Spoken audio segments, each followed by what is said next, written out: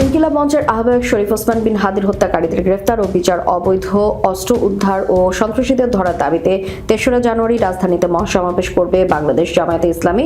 শনিবার সন্ধ্যায় জামায়াতে ইসলামীর আমির ডক্টর শফিকুর রহমানের সভাপতিত্বে কেন্দ্রীয় নির্বাহী পরিষদের এক বৈঠকে অনুষ্ঠিত হয়। বাংলাদেশ জামায়াতে ইসলামীর কেন্দ্রীয় নির্বাহী পরিষদের অনুষ্ঠিত বৈঠক থেকে আগামী ৩রা জানুয়ারি সোহরাওয়ার্দী উদ্যানে অনুষ্ঠিত মহাসমাবেশ সফল করার আহ্বান জানানো হয়।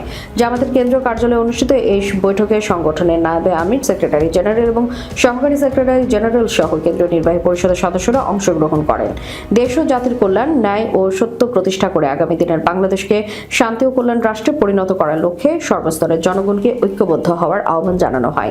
এ লক্ষ্যে আগামী শনিবার ঢাকার সোহরাওয়ার্দী উদ্যানে মহাসমাবেশ সফল করার জন্য দেশবাসীর প্রতি আহ্বান জানানো হয়। জামায়াত সূত্রে জানা গেছে, প্রথমে সমাবেশের স্থান হিসেবে ঢাকার মানিক মিয়া এভিনিউ হবে বলে সিদ্ধান্ত নিয়েছিল দলটি, পরে স্থান বদলে সোহরাওয়ার্দী উদ্যানের নাম ঘোষণা করা হয়েছে। মহাসমাবেশ সফল করতে এরই মধ্যে জামায়াতের সেক্রেটারি জেনারেল মিয়া গোলাম পরওয়ারের নেতৃত্বে সমাবেশ বাস্তবায়ন কমিটি হয়েছে। এই কমিটি অধীন বেশ কয়েকটি সাব কমিটিও গঠন করা হয়েছে। এসব কমিটি সমাবেশ সফল করতে বেশ কয়েকবার বৈঠকও করেছে। জেলা উপজেলা পর্যায় থেকেও ঢাকায় লোক আনার চেষ্টা করবে দলটির পক্ষ থেকে এ ব্যাপারে জোর প্রস্তুতি চলছে।